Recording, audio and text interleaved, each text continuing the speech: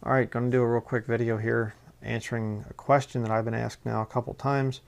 Why aren't you saying something about the Ken Hovind issue? Well, I really didn't think I needed to be quite frank. Ken Hovind has been rebuked by myself, by a few others, and you know, I used to think very highly of the man, but then after realizing the false teachings that he has said, and you know, you realize, you start looking at, you know, I was watching some of his stuff, you know, after he got out of prison, and it's just like a lot of what he says, it's the same script that he was using in his creation seminar, and you start going, you know, and he tries to actually exposit scripture apart from his seminar thing, and you start going, man, this guy doesn't know the Bible very well.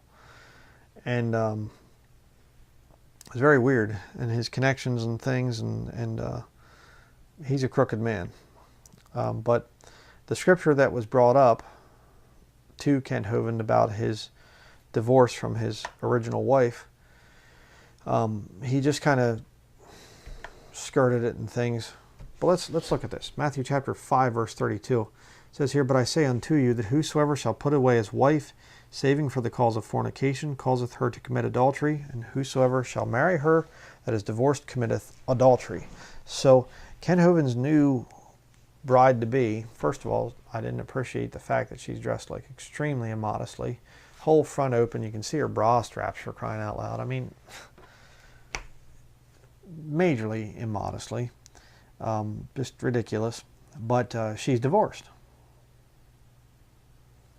All right, now I don't know the details of the situation, but, you know, it claims, oh, it was a scriptural thing. Was it? I don't know. Did her husband commit adultery? Did he commit fornication with another woman? You know, I do believe that that's scriptural grounds for divorce, because it says it right there.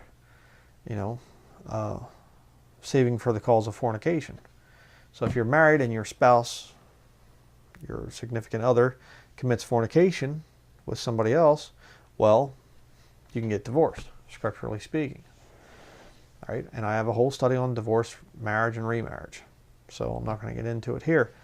But the fact of the matter is, to my knowledge, Ken Hovind's wife, from the stories I've heard, there was no fornication on her part. So Ken Hovind has no scriptural grounds to divorce his wife, and then marries a woman that has divorced her husband. So it's this YouTube drama stuff. You know, Brother Bryan, you got to say something about, well, you know, I've exposed the guy doctrinally. All right, so it's not a real big shock to me that he comes out now and is just really messed up in his personal life. It's just going to get worse. You know, but I'll go after somebody first and foremost on doctrine. That's what I do. So what's Ken Hovind doing? Well, he's pretty much proving what I said he was going to do. This land that he has, I believe he's going to create it into a survival retreat for people enduring to the end in the time of Jacob's trouble, which I think is actually true for him and a lot of the people that follow him. They are actually going to be enduring to the end. But it is sick just to see him out there flaunting his, you know, new wife and everything, and his divorce isn't even going through yet for his other wife.